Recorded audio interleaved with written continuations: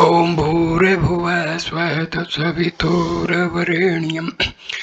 भर्गो देवस्य धीमहि धियो यो नः प्रचोदयात्। ॐ शांति शांति शांति।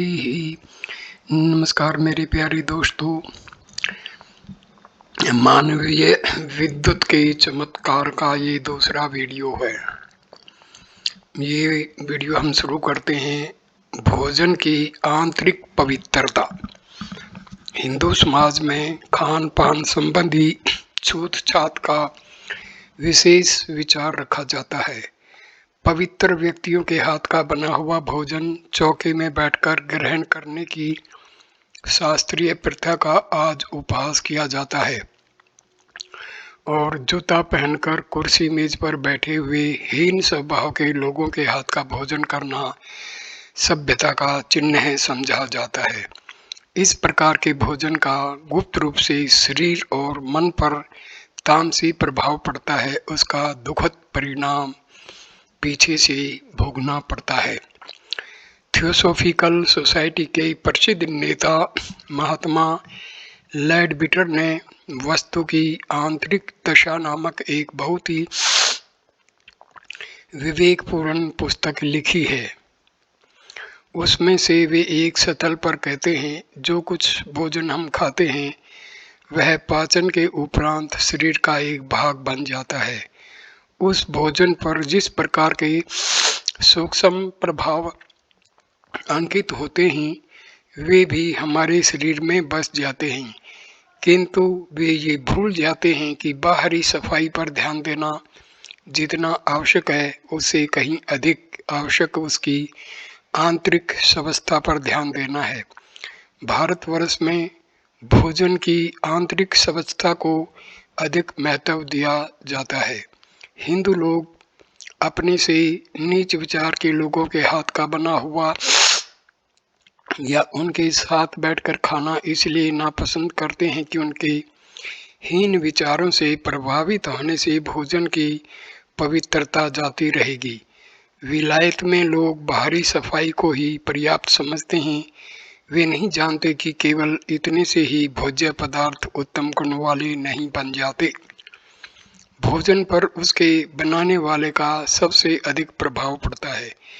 विज्ञान बताता है कि मानवीय विद्युत का सबसे अधिक प्रवाह उंगली की पूर्वों से प्रवाहित होता है। जिस भोजन को बनाते समय बार बार हाथ से छुआ गया है वह उसके अच्छे या बुरे विचारों से अवश्य ही प्रभावित होगा।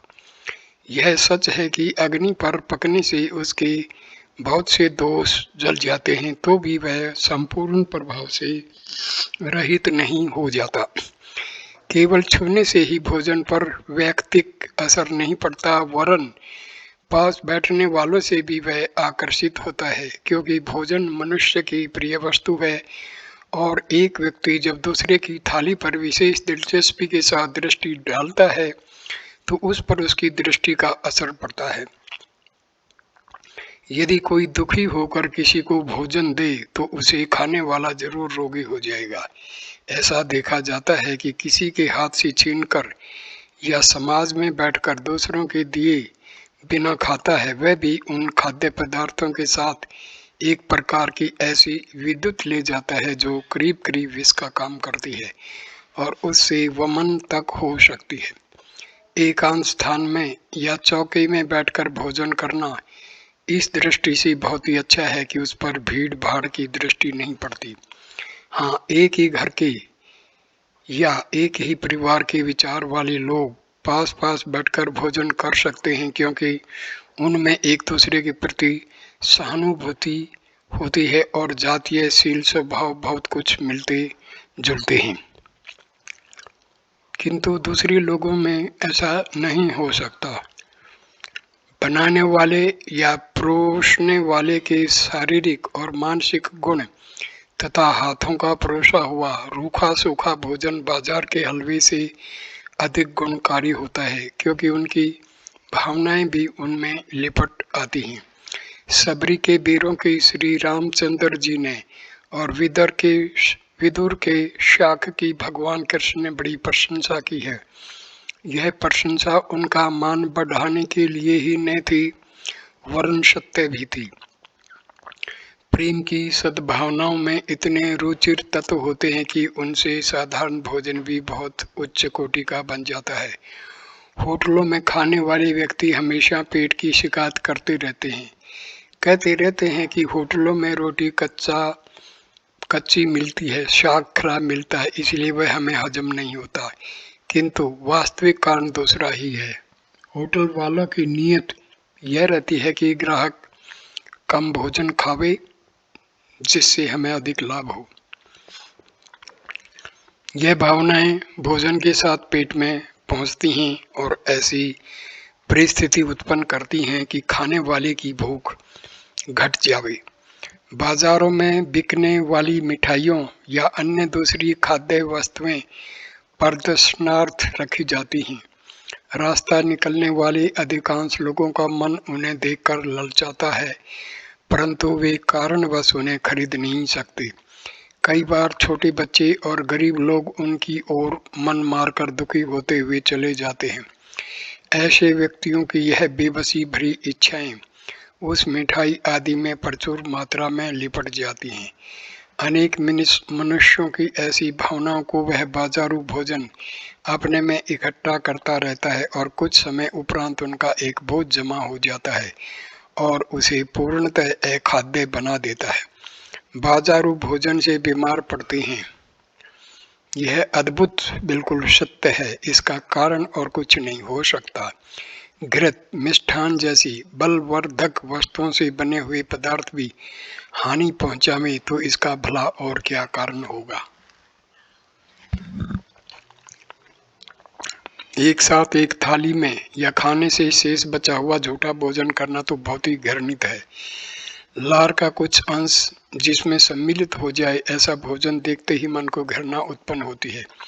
कहते हैं कि इससे प्रेम उत्पन्न होता है। इस कथन में कुछ सच्चाई तो है, पर वह लाभ हानि की तुलना में कुछ न कुछ के बराबर है। एक व्यक्ति का शारीरिक अंश, थूक, लार आदि दूसरे के शरीर में पहुंच जाता है तो उसे अपनी जाति के शरीर को अपनी ओर आकर्षित करता है, परंतु जब तक गुण स्वभाव आदि भी एक से न हो तब तक वह प्रेम स्थायी नहीं हो सकता। जैसे पिचकारी से शरीर में पहुंचाए हुए दूसरे व्यक्ति के खून की ताकत एक नियत समय में जाकर समाप्त हो जाती है, उसी प्रकार एक थाली में भोजन करने से जो थूक आदि दूसरे के शरीर में पहुंचता है वह थोड़े समय में ही समाप्त हो जाता है। ये प्रेम बहुत ही हल्का उत्पन्न होता है। साथ ही दूसरे के भले बुरे विचार भी प्रवेश कर जाते हैं। बुरे विचार अधिक तीव्र होते हैं, इसलिए सबसे प्रथम उन्हीं का असर होता है। कई बार इससे छूत वाले संक्रामक रोगों का एक दूसरे पर आक्रमण होने का अंदेशा रहता है। इसलिए हर व्यक्ति को सदैव अलग अलग पात्रों में भोजन करना चाहिए। यदि अन्य व्यक्तियों के यहाँ या अपने से भिन्न प्रकृति के लोगों के यहाँ भोजन करने का अवसर आवे तो अच्छा है कि उनके यहाँ प्रयोग होने वाले धातुओं के बर्तन प्रयोग में न लावें। धातुएं अपने प्रयोगकर्ता के दोषों को बहुत ही शीघ्रता से प्रचुर मात्रा में अपने अंदर धारण कर लेती हैं और जब तक अग्नि में न तपाया जाए तब तक शुद्ध नहीं होती। कई बार अपने से बहुत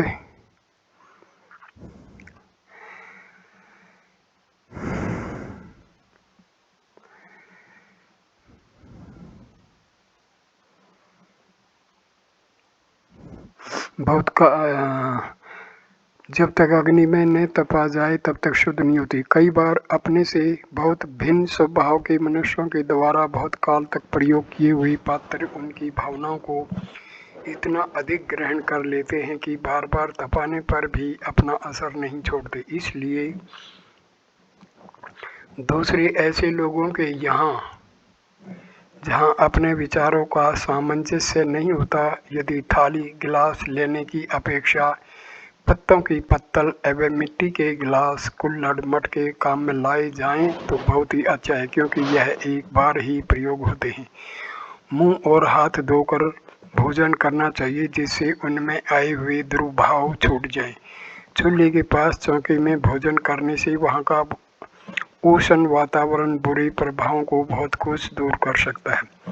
कपड़ों की अशुद्धि भोजन तक उड़कर न पहुँचे, इसलिए जितने कम हो सके उतने कम कपड़े खाते समय पहनने चाहिए।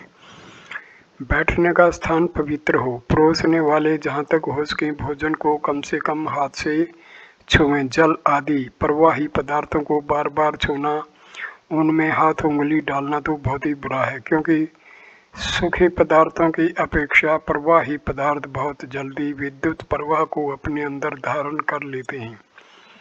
स्वयं अपने हाथ से तैयार किए हुए पदार्थ सर्वोत्तम हैं। अपने बाद अपने प्रिय प्रियजनों या समान विचार वालों का बना हुआ।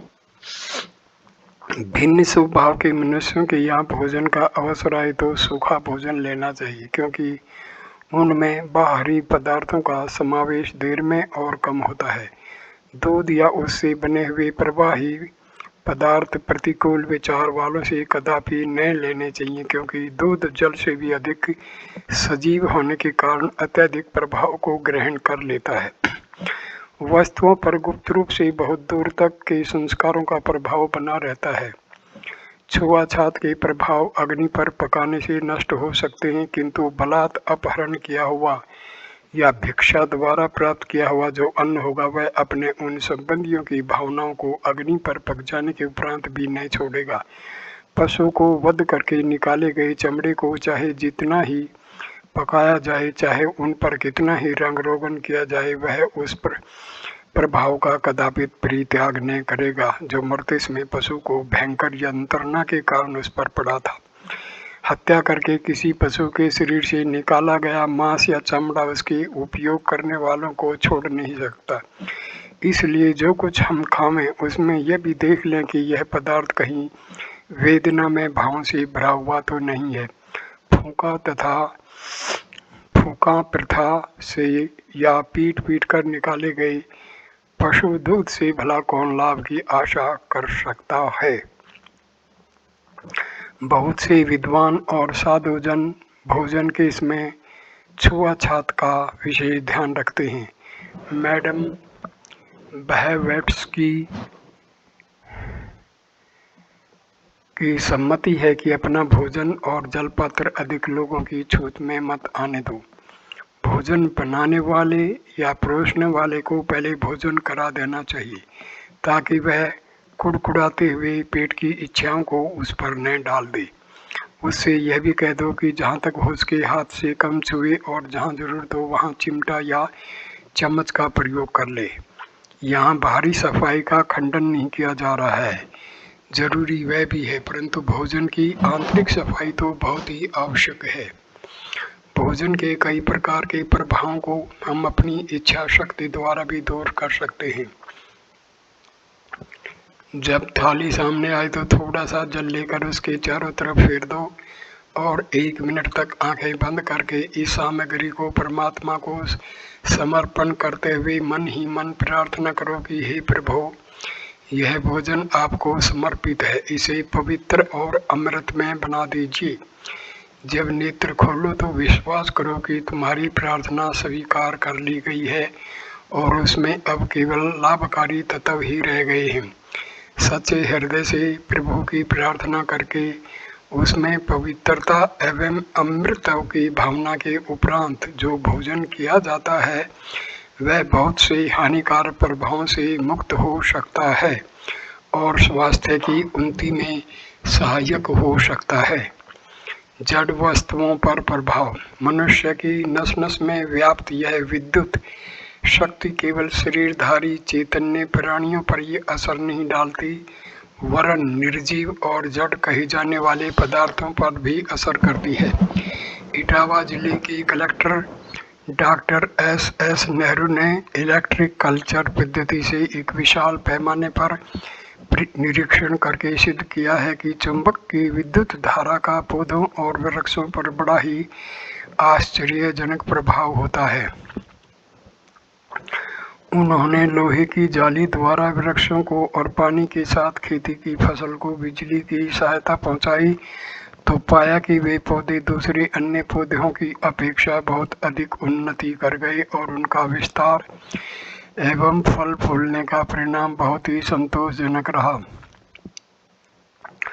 उपरोक्त डॉक्टर साहब ने अपना काम केवल यहीं तक सीमित नहीं रखा, वरन पर्याप्त प्रमाणों सहित यह भी साबित किया कि चुंबक शक्ति का पानी पिलाकर या अन्य प्रकार से बिजली की सहायता पहुंचाकर कठिन से कठिन रोगों को अच्छा किया जा सकता है। उन्होंने बच्चे के गले में तांबे के तार या तांबे के ताबीज विद्युतान्वित करके पहनाए। फलस्वरूप दांत निकलने के कष्ट तथा अन्य प्रकार की उनकी बीमारियां अच्छी हो गई। यह प्रयोग उन्होंने उस मामूली से मैग्नेट यंत्र की सहायता से किए थे जो हल्की सी ताकत का होता है और मोटर आदि में लगा होता है। मनुष्य की शारीरिक चुंबक शक्ति उसकी अपेक्षा बहुत ही सूक्ष्म और गुणकारी प्रभाव रखती है। देखा गया है कि जिन वृक्षों के नीचे मनुष्यों या पशुओं का रहना होता है वे बहुत बढ़ते और फूलते फूलते हैं। बाग के फूलदार पेड़ों में जैसे खाद पानी आवश्यक होता है, उसी तरह मनुष्य शरीर की गर्मी भी आवश्यक है, अन्यथा उनकी फसल बहुत कमज़ोर हो जाती है।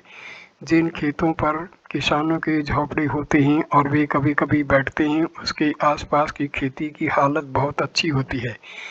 देखा गया है कि कुछ वृक्ष जो मुरझाई हुई हालत में थे और सूखना ही चाहते थे, उनके नीचे जब मनुष्य और पशुओं का निवास हुआ तो वे कुछ ही दिनों में नवीन फलों से लद गए।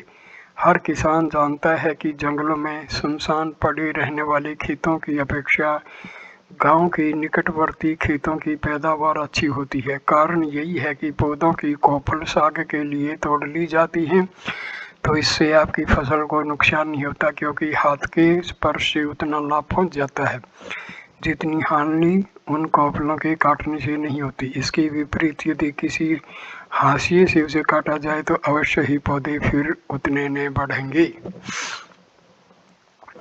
मकानों पर मनुष्य के रहने का प्रभाव पड़े बिना नहीं रह सकता। एक मकान में कोई मनुष्य न रहे और खाली पड़ा रहे तो बहुत जल्दी उसकी दिशा खराब हो जाएगी और कम समय में रद्द हो जाएगा, किंतु दूसरा मकान जिसमें मनुष्य रहते हैं इतनी जल्दी खराब नहीं हो सकता। मोटे तौर पर देखने में वह मकान जल्दी खराब होना चाहिए जिसमें लोग रहते हैं, क्योंकि प्रयोग करने पर हर चीज़ जल्दी टूटती है और जो चीज़ काम में नहीं आती वह ज़्यादा दिन चलती है। परंतु यहाँ उल्टा ही दृष्टिगोचर होता है। इसका कारण मानवीय विद्युत का चमत्कार है।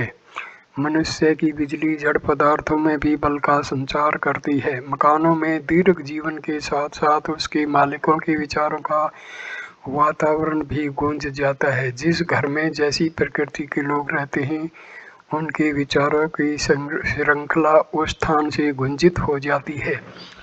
ये लोग चले जाएं तो भी बहुत काल तक उनके गुण स्वभाव वहाँ डेरा डाले रहते हैं। जिसे अध्यात्म तत्व की थोड़ी भी जानकारी है वह किसी भी मकान में प्रवेश करते ही बता सकता है कि यहाँ पर कैसे स्वभाव के लोगों का रहना होता है या हुआ था। भले विचारों से परिपूर्ण मकान में प्रवेश करते ही एक शांति शीतलता का अनुभव होता है। जिन स्थानों में बुरे विचारों के लोग रहते हैं वहाँ अपने मन में भी उस तरह की तरंगों का प्रादुर्भाव होने लगता है। जिस घर में दुराचारी लोग रहे हैं तुम उस स्थान पर कुछ समय रहकर देखो तो तुम्हारे मन में जिस प्रकार के भाव कभी नहीं उठते थे उस तरह के वहाँ उठेंगे। जिस स्थान पर कोई भयंकर या विभत्स कार्य हुए हैं उन जगहों का वातावरण मुद्दतों तक नहीं बदलता। जिन मकानों में अग्निकांड, भ्रूण हत्या, कत्ल या ऐसे ही जघन्य कार्य हुए हैं उन घरों की ईंटें रोती हैं और उन स्थानों पर सताए गए प्राणी की करुणा कभी कभी जागृत होकर बड़े डरावने दृश्य या स्वप्न उपस्थित करती है। किन्हीं घरों का अभागा या भूतहा होना प्रसिद्ध होता है। उनमें जो कोई रहता है उन्हें कष्ट होता है, डर लगता है या अन्य उपद्रव होते हैं। ऐसे स्थानों के संबंध में उनके कुछ पहले का इतिहास तलाश किया जाए तो जरूर कोई खटकने वाली घटना उस घर में हुई होगी। कोई मनुष्य अत्यंत ही शारीरिक और मानसिक कष्टों से कराता हुआ उसमें पड़ा रहा होगा या उस स्थान पर किसी की हाय पड़ी रही होगी उग्र मानसिक अनुभूतियाँ जिन स्थानों में मंडराती रहती हैं, उनमें रहने वाले सुख से नहीं रह सकते। प्रबल मनस्वियों को छोड़कर साधारण कोटि के मनुष्यों का कलेजा उसमें कांपता रहता है। बहुत दिनों तक खाली पड़े रहने वाले मकानों में उससे किसी समय विशेष मनोयोग से रहे हुए व्यक्तियों की विद्युत का कण जागृत हो उठते हैं। क्योंकि मनुष्य शरीर के एक एक कण में स्वतंत्र सृष्टि रच डालने की शक्ति भरी हुई है। जब उसके लिए किसी प्रकार की बाधा उत्पन्न नहीं होती तो वे अवसर पाकर अपने पूर्व रूप की भूमिका में एक स्वतंत्र अव्यक्त व्यक्ति की रचना करने लगते हैं। एक कण का एक अव्यक्त शरीर बन जाता है। कोई मृत व्यक्ति चाहे वह अन्यत्र जन्म ले चुका हो, फिर भी उसके पिछले कण यदि जागृत होने की स्थिति में आ जाएं तो वे प्रकट हो सकते हैं। मृत आत्माएं, भूत, प्रेत, पिशाच, बेताल अक्सर किसी अभूतपूर्व व्यक्ति के थोड़े से विद्युत परमाणुओं की एक स्वतंत्र सृष्टि होती है। बहुत सी बातें उनमें अपने पूर्व रूप से मिलती जुलती होती हैं और बहुत सी बिल्कुल स्वतंत्र होती हैं। इस प्रकार से बने हुए भूत प्रेतों के लिए यह आवश्यक नहीं है कि उनके सारे स्वभाव और सारा ज्ञान पूर्व शरीर की भांति हो। यह बताया जा चुका है कि बहुत दिनों से खाली पड़े मकानों में ऐसे विद्युत कण अक्सर मूर्तिमान होते हैं। यह जरूरी नहीं है कि यह अव्यक्त प्रतिमाएं उसी मनुष्य की हों जो उसमें रहा हो। इधर उधर उड़ते उड़ाते कोई बीज कण वहां ठहर जाए और उपयुक्त अवसर पा जावे तो उस स्थिति तक विकास कर सकता है जिसे लोग कभी कभी प्रेत के रूप में देखने या मानने लगते हैं। यह प्रतिमाएं कई बार अपने पूर्व स्मरण की भूमिका जाग पड़ने पर वैसी ही क्रिया दोहराने लगती हैं जैसे उसे पूर्व काल में गाने का शौक रहा हो तो इस समय भी गाने लगे। खाली पड़े मकान में थोड़े से व्यक्ति यदि आकर रहें तो उनके शरीर की भाप उन पर प्रतिमाओं को गर्मी देती है। फलस्वरूप वे अधिक सक्रिय हो जाती हैं और अपने कार्यों को अधिक वेग से दोहराने लगती हैं।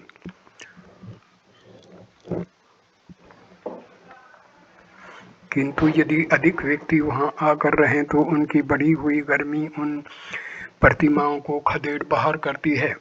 जब ऐसी घटनाएं उपस्थित हों कि अमुक स्थान में भूत दिखा या उसकी अमुक हरकत हुई तो समझना चाहिए कि किसी जीवित या मृत व्यक्ति का कोई विद्युत कण चैतन्य प्रतिमा के रूप तक विकास कर चुका है। यह प्रतिमाएं यदि बहुत ही अधिक कठोर न हों तो आसानी से हटाई जा सकती हैं। घर की पूरी सफाई, अग्नि की गर्मी, अधिक लोगों का निवास उन्हें हटाने पर मजबूत कर सकता है। सर्वत्र स्त्रियां जेवर पहनना पसंद करती हैं और उससे सौंदर्य में वृद्धि होती है। विज्ञान बताता है कि वायु के साथ आकाशीय विद्युत की एक धारा भी बहती रहती है। इसमें मनुष्य शरीर को पोषण करने का बहुत बड़ा गुण है। धातुओं में बिजली को खींचने का गुण है। स्थूल और सूक्ष्म का भेद इस आकाशीय विद्युत में भी है। लोहे, पीतल या ऐसी सस्ती वस्तुओं का सस्तापन उनके रंग रूप के कारण नहीं वरन सूक्ष्म और उपयोगी विद्युत प्रवाह ग्रहण करने की दृष्टि से है। अन्यथा यदि यह बात न होती तो चांदी की अपेक्षा लोहा अधिक महंगा होता क्योंकि उपयोगिता चांदी से अधिक है। इस प्रकार सोने से निकिल धातु महंगी होती क्योंकि उसकी चमक सोने से भी अधिक होती है। चांदी और सोना आकाश की सूक्ष्म बिजलियों को आकर्षित करते हैं। चांदी द्वारा शीतलता, गंभीरता और मंदता उत्पन्न होती है। स्त्रियों की बढ़ी हुई काम शक्ति को घटाने के लिए चांदी के जेवर पहनाने चाहिए। पैरों में चांदी की भारी कड़ी पहनकर विधवाएं अपने सतीत्व की रक्षा आसानी से कर सकती हैं। जिनके पति प्रदेश में हों ऐसी स्त्रियों को भी चांदी के कुछ जेवर जरूर पहनने चाहिए जिससे उनका मन शांत रहे। सोना उत्साह, तेज और चमक प्रदान करता है। चेहरे पर तेज या चमक होना स्त्रियां विशेष रूप से पसंद करती हैं। इस दृष्टि से नाक कान में कुछ पहनना अच्छा है। कान के निचले भागों में ही सोना पहनना चाहिए, जिससे कनपटी और गालों से संबंध रखने वाली मांसपेशियों से छूता रहे। कान के ऊपरी भाग में सोना पहनने से उसका संपर्क मस्तिष्क की ऊपर की मांसपेशियों से होता है, जिससे चित्त में चंचलता उत्पन्न होती है। धातुएं अपने आकर्षण से आकाश की उपयोगी बिजली खींचकर पहने हुए शरीर में देती हैं। इससे न केवल सौंदर्य की वरन स्वास्थ्य की वृद्धि होती है। तांबा भी सोने जैसा ही गुणकारी है, परंतु न जाने उसके जेवर क्यों नहीं पहने जाते। सोने के पोले जेवर जिनके अंदर लाख आदि भरवाई जाती है, यदि तांबा भरवा दिया जाए तो गुणों में वह भी सोने के समान ही रहेगा। सोने में थोड़ा तांबा मिलाकर गिन्नी गोल्ड जैसी मिश्रित धातु के जेवर और भी उत्तम होंगे। छाती हृदय कंठ के आसपास कोई जेवर पहनना हृदय को बल देता है। मनुष्य जो खुद जेवर पहनना ठीक नहीं समझते, यदि सोने या तांबे की एक अंगूठी पहने रहें तो अच्छा है। तांबे और चांदी के तारों से गुथी हुई अंगूठी सात्विक विचारों को आकर्षित करती है। उचित मात्रा में अष्ट धातुओं के मिश्रण से बने हुए जेवर एक प्रकार से जीवित मैग्नेट हैं। अष्ट धातुओं के जेवरों में बहुत ऊंची आकर्षण धारा होती है, परंतु समरण रहे अष्ट धातु का कोई बहुत बड़ा जेवर न पहना जाए, अन्यथा निद्रा, नाश, रक्त, पित्त, उन्माद जैसे रोग हो सकते हैं। उनका लाभ अंगूठी जैसे छोटे जेवर पहनने में ही है। रुपए पैसे अनेक हाथों में चलते रहते हैं। हर आदमी उन्हें प्यार करता है और साथ ही अपनी लालसाएं उस पर लपेट देता है।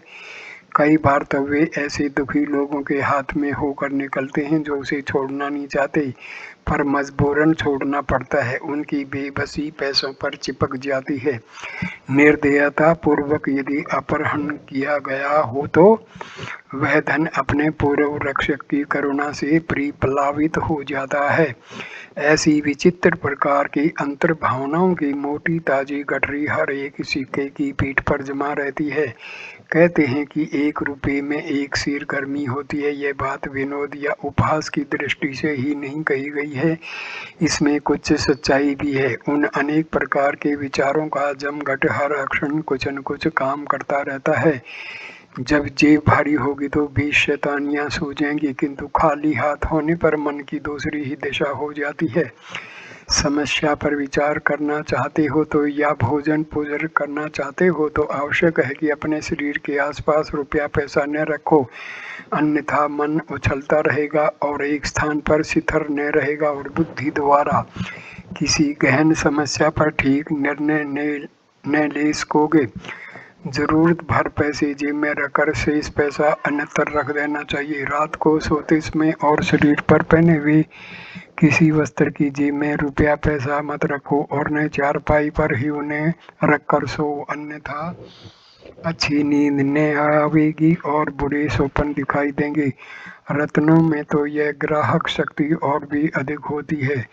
जो वस्तु जितनी मूल्यवान होगी उस पर उतना ही मनुष्य का लालच होता होगा। इसलिए पैसों की अपेक्षा रुपया और रुपये की अपेक्षा रत्न अधिक बोझ लादे होते हैं।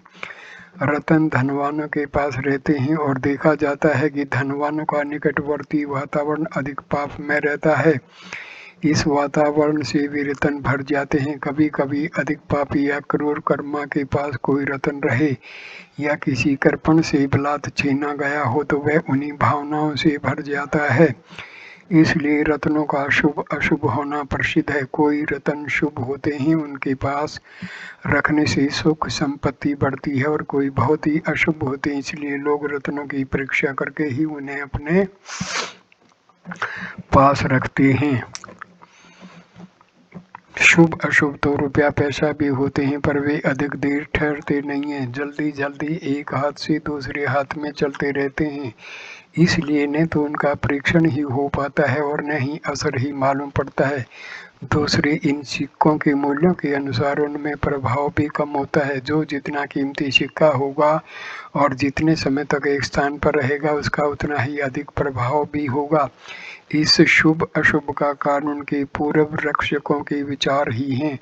पुराने लोग जेवर गिरवी रखने का व्यवसाय बुरा बताते हैं। ऐसा असंख्य उदाहरण पाए जाते हैं कि जेवर गिरवी रखने का व्यवहार करने वाले फलते फूलते नहीं हैं और सदा किसी न किसी कष्ट से दुखी रहते हैं। कारण यह होता है कि अधिकांश जेवर स्त्रियों के पहनने की होती हैं और वे बहुत दुखी होकर देती हैं, और भविष्य में भी जब तक वे उन्हें वापस न मिले तब तक दुखी बनी रहती हैं, और यह दुख भरी इच्छाएं अपनी इष्ट वस्तु के पास पहुंचती हैं और उस पर लगातार लदती रहती हैं। धातुओं में विद्युत शक्ति को अत्यधिक मात्रा में ग्रहण करने का गुण होने के कारण वे इन इच्छाओं को पूरी तरह अपनाए रहती हैं। इस प्रकार वे दुख भरे विचार जिस व्यक्ति की अधीनता में रहेंगे, वे उसे अपने प्रभाव से प्रभावित किए बिना कदापि न छोड़ेंगे। इसी कारण जेवर या थाली बर्तन आदि घर गृहस्थी के काम आने वाली चीजें जो लोग गिरवी रखते हैं, देखा गया है कि वे दुखी रहते हैं और किसी न किसी प्रकार की आपत्ति में फंसे रहते हैं। खोटे सिक्के जिस आदमी के पास पहुंचते हैं उसे ही झंझलाहट आती है। उन्हें चलाने के लिए वह कपटपूर्ण युक्ति सोचता है, देने वाले के प्रति क्रोध करता है, अपनी बेवकूफ़ी पर पछताता है, आर्थिक अस्थिति के कारण दुखी होता है। यह सब भावनाएं उन खोटे सिक्कों पर जमा होती हैं। चूंकि वे जल्दी नहीं चलते, बड़े प्रयत्न के बाद किसी को दिए जाते हैं। साधारणतः कई दिन तक एक आदमी के पास रहते हैं और वह उसकी बनावट को बार बार विशेष दृष्टिपात से देखता है, इसलिए वह दुख की भावनाएं और भी अधिक जमती हैं। इस प्रकार वह खोटे सिक्के और भी अधिक दुखदायी हो जाते हैं। सहृदय व्यक्तियों को उचित है कि वे उनके पास कोई खराब सिक्का आ जावे तो स्वयं हानि उठाकर उसे नष्ट कर दें, आगे न चलने दें, क्योंकि वह जितना ही अधिक जिएगा उतना ही जन समाज को हानि पहुंचाएगा। कपड़े शरीर के सबसे अधिक निकट संपर्क में रहते हैं, इसलिए जड़ होते वे पूरी तरह प्रभावित हो जाते हैं। किसी का पहना हुआ कपड़ा पहनना ऐसा ही है जैसे उसका झूठा भोजन खाना। एक पौराणिक कथा है कि देवगुरु बृहस्पति की कन्या देवयानी ने एक दूसरी लड़की शर्मिष्ठा के कपड़े पहन लिए थे, इसलिए उसे जीवन भर गुलाम बनकर रहना पड़ा था। पुरानी चीजें बेचने वालों की दुकान से उतरे हुए कपड़े सस्ते दामों में खरीदकर लोग पहनते हैं और अपनी बुद्धिमानी पर प्रसन्न होते हैं। उन्हें जानना चाहिए कि यह कार्य उनकी शारीरिक और मानसिक तंदुरुस्ती के लिए बहुत ही बुरा है। जिस आदमी के व्यक्तित्व के संबंध में आप नहीं जानते, उसके विचारों और स्वभाव से लदे हुए कपड़ों को क्यों पहनते हैं? आपके मन पर यदि किसी के बुरे स्वभाव की छाप पड़ी तो यह उससे भी बुरा होगा, क्योंकि शरीर की बीमारी तो थोड़े दिनों में ठीक हो जाती है, किंतु मन के ऊपर पड़े अनिष्ट कर प्रभाव जन्म भर दुख देते हैं और आगामी जन्मों के लिए विरासत में मिलते चले जाते हैं। चाहे फटे कपड़े पहनने चाहिए, कम कपड़े पहनिए, परंतु दूसरों के झूठे कपड़े तो मत पहनिए। यह तर्क ठीक नहीं है कि अच्छे स्वभाव के लोगों के कपड़े तो पहन लें, हो सकता है कि तुम्हें इससे कुछ लाभ पहुंचे, परंतु इसका भी कुछ गारंटी क्या है जिसे तुम अच्छा समझते हो? उसके मन में बुरे भाव नहीं है या उसे कोई गुप्त रोग नहीं है। फिर मनुष्य का स्वभाव कहता है कि कोई कितना भी बड़ा आदमी क्यों न हो, क्यों उसका झूठा खाया जाए, क्यों उसका झूठा पहना जाए। रेशमी और ऊनी वस्त्र बहुत कम प्रभाव ग्रहण करते हैं, इसलिए पूजा आदि पवित्र कामों में प्रयोग किया जा सकता है। कहीं शुद्ध स्थानों में जाना हो और बदलने की सुविधा न हो तो रेशमी या ऊनी कपड़े पहन सकते हैं, जैसा कि लोग अक्सर मृतकदाह के बाद रेशमी कपड़ा पहनते हैं। कपड़ों को धूप में खूब तपाने से और गर्म पानी में उबालने से उनका मैल और मोटे दोष दूर हो जाते हैं। जिन लोगों को हम रोज छूते हैं उनके प्रभावों को भी थोड़ा बहुत ग्रहण कर लेते हैं, इसलिए अपने वस्त्रों को नित्य धोकर स्वच्छ रखिए और धूप में तपाकर तब पहनिए। इस वीडियो को मैं यहीं विराम देता हूँ। धन्यवाद दोस्तों, ये वीडियो देखने के लिए। कृपा करके इस वीडियो को लाइक करना, कमेंट करना, शेयर करना और चैनल को सब्सक्राइब करना। नेक्स्ट वीडियो नंबर 3 विचारों की बिजली से हम शुरू करेंगे। धन्यवाद, नमस्कार।